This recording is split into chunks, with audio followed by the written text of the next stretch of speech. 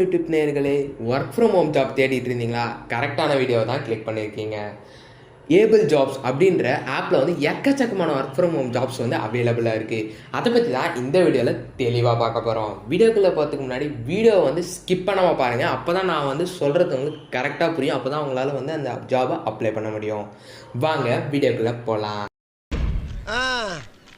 என்ன 18 பட்டி வந்தாச்சாப்பா?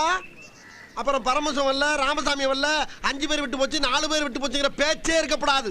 ஏன்னா எனக்கு இது மாதிரி ஆயிரக்கணக்கான பஞ்சாயத்து. இந்த ஆப்போட பேர் வந்து ஏபிள் ஜாப்ஸ்.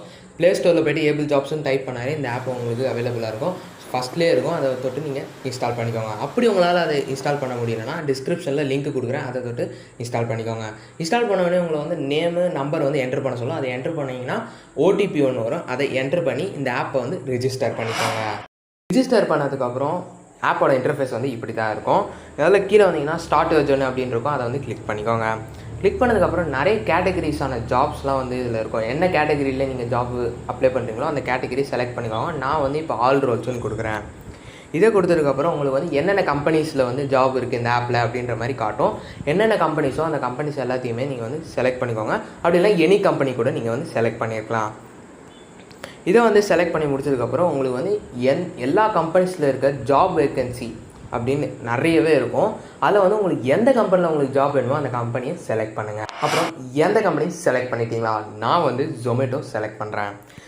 இது வந்து எல்லா ஜாப்ஸுக்கு வந்து ஜாபோட போஸ்ட்டும் சேலரி மட்டும்தான் வேரி ஆகும். மற்றபடி எதுவுமே வந்து வேரி ஆகுது. எல்லாமே வந்து சேமாக தான் இருக்கும்.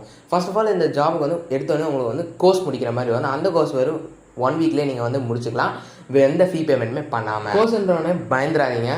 அவங்க வந்து ஜஸ்ட் உங்கள் கம்யூனிகேஷன் ஸ்கில்லை தான் டெஸ்ட் பண்ணுவாங்க.